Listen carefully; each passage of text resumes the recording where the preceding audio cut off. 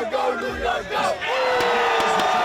Oh, man, this is off the chain. Let's really talk about it. The Knicks are finally good. Let's put some respect on their name. The Knicks are back. Back in style. Vintage 90s style. There's no quit in New York. It's New York or nowhere. Back as the talk of New York City. Is this the year, Spike, that the Knicks get back to the top of the mountain? Now, if the camera could tilt down, he would see I'm on my knees. This has to be. Back in the NBA Finals. Patrick, how does this feel, knowing where you guys were? I'm very proud of these guys. They did an outstanding job. From Patrick Ewing to packed crowds inside Radio City and outside of the Garden. Yeah! Let's go! This Knicks run to the NBA Finals has captured the attention of, well, just about everybody, actually. It's the way they're winning, of course, but it's also the way these Knicks have tapped into nostalgia. If you were born after that '99 Knicks Finals, then all you know of Knicks basketball is basically frustration, save for a few pockets here and there. A little bit of Linsanity, Melo scoring 62 at the Garden, the occasional playoff run, but mostly it's been losing basketball in your lifetime. And yet still, you are a fan.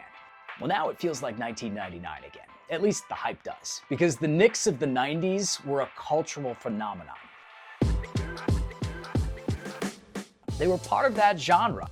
They weren't flashy, but they were fashionable. Ewing, Starks, Reggie Miller, and Spike Lee going at it. The Knicks were as much a part of 1990s culture as Tupac, Biggie, and Snoop, as flannel shirts, grunge, and Crystal Pepsi. They were better than Crystal Pepsi.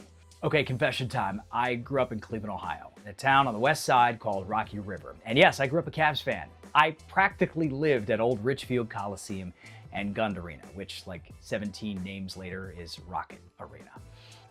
Look at this. Here's all my ticket stubs from back then. Cavs versus Bulls, Cavs versus Heat, Cavs versus Pacers, Cavs versus Washington, Cavs versus Seattle Sonics. That's how you knew I was a big 90s fan. And while, yes, I rooted for the Cavs, see, the Cavs always lost to the Bulls. Michael Jordan ruined my childhood. So I needed some team to come out and beat Michael Jordan in the playoffs. And the Knicks were that team. Yeah, I know. Anyways, when John Starks dunked over Jordan, that picture cut out of the newspaper and hung it on my bedroom door the very next morning. It was May 25th, 1993. And I reminded Starks about that on the court in Cleveland after we watched the Knicks clinch the Eastern Conference title. May 25th, 2026. Great game. You know what happened on this day back in 1993? Yeah, the dunk, the infamous dunk. You go up over Jordan on that day, iconic moment. And on that very same day here today, the Knicks are going to the finals. Yeah, it's special. It's special, and I'm glad that I'm able to be here and to witness it. In 2026, these Knicks are creating time-stamped moments for a whole new generation of fans. I want to talk about that connection that they have to the past by talking to those players from the past that have been around this Knicks team throughout this whole season. We were all in Cleveland there as the Knicks swept the Cavs and won the East. And it was evident to everybody watching, and probably everybody back in Atlanta and in Philadelphia, and yes, all those Cavs fans there in Cleveland. The Knicks look like the real deal. Their only two losses this postseason have each been by a point, back in the first round to the Atlanta Hawks. 11 straight postseason wins later, the Knicks are on a playoff run that has really never been seen before in NBA history. Yeah, the Warriors won 12 straight going into the NBA Finals in 2017, but they didn't dominate teams. They didn't blow out teams, especially in closeout games, the way the Knicks have. Dudes, you're going to the finals. Man, all glory to God. Shout out this team, shout out coaches, the fans, man, everybody contributed. It's a beautiful feeling. Can you explain the way this team has dominated, especially in closeout games? I mean, we're just locked in. We stay together as a team through everything. And we just need 4 more now. We're locked in. What does it feel like to hear all these Knicks fans here? It's amazing, especially being in my home state. To see this, I mean, nothing like it. Yeah, Patrick Ewing up there. Oh, legend. He's been with us the whole year, talking to us, communicating with us. I mean, it's been amazing. As I was talking to Deuce McBride, we were surrounded by all of these old school Knicks legends. We've seen them at the games throughout this playoff run. Stephon Marbury, Patrick Ewing, John Starks, they're all there. They're pumping their fists, they're hopping out of their seats at big plays and bigger wins. In 1999, those guys were the ones making memories. The first 8 seed to reach the NBA Finals. Of course, Patrick Ewing was out, Larry Johnson was hobbled, and the Spurs would go on to sweep them.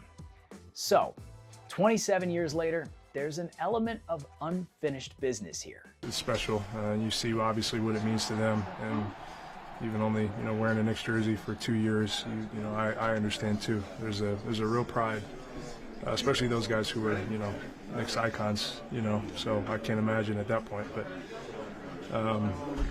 we don't take it lightly, and it adds to our collective fuel and camaraderie and how we feel. So it's good to obviously celebrate this with them, but they know as well as we do that there's more to do. Just riding with this team for the last 3 or 4 years, just knowing that we got an opportunity to win a championship, that's the most important thing. And to see them work the way they worked over the last 3 or 4 years to build it and get to this point, and to get back to this same point. They had a lot of disappointment last year in the Indiana series, and now we're able to cross that threshold, so it means so much. Can you believe how much they dominated other teams on this stretch? I know. It just shows you the type of team that we have, and everything just kind of fell in place. And defensively, offensively, this team is clicking, and they're doing what a championship team do. And this is what you're supposed to do, close teams out. It's amazing. We got 8, 9, 10 guys playing lights out right now. And they're really sharing the ball with each other. They're covering for each other when someone makes some mistakes, and that's what it's about. That's how you win out here. And we just got to keep it going for the finals. What does it mean? What does it mean for all of you to be here, to be a part of this? Man, this is Knicks. Yeah. Knicks basketball. Once a Knick, always a Knick. Hey, we support each other from the beginning to the end. And that's what it's all about. Listen to all these fans that are still here, too. Oh, it's intense, baby. Right? Hey, New York, we travel well. Trust me. It's 2026, and the 90s are cool again. And the Knicks are, too. I love that. But here's the thing. Jalen Brunson, Karl Anthony Towns, Josh Hart, and the rest of them, they specialize in tunnel vision. They have a way of just focusing in on the very next step in front of them, the very next game in front of them, the very next possession in front of them.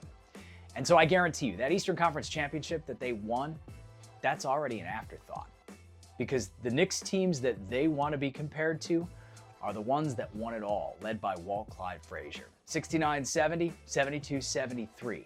The Knicks teams that won NBA titles over half a century ago. It's been a long time, and carrying on the tradition, passing it down to Jalen. So he's the guy now that has to carry it. But you got to capitalize when you get there, so we're going to stay on him. As Red Holtzman would tell us at this point, hey, Clyde, we ain't won nothing yet. What was your message to Jalen as you hand him that MVP trophy? I told the maestro to keep doing it, man, keep doing it. So he's very level-headed, always wants to do team-oriented things. So, he's very focused.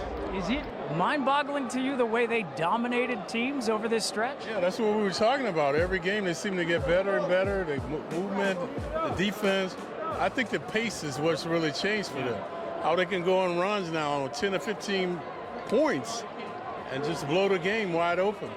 They weren't doing that in the regular season. It was a team that did that back in the 69-70 season. Yeah, and I would mention too the 73 season once we got healthy.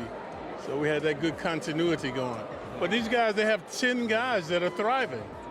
So it doesn't seem to matter who he puts in the game. They come up with what they need. So. The Clyde's preaching it. 4 more wins to go.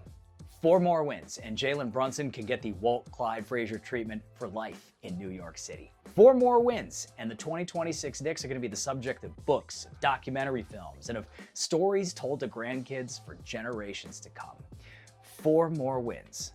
But those 4 wins are the hardest to get in sport. Just ask the 1999 Knicks. You're an MSG, baby. New York Knicks, let's go, New York.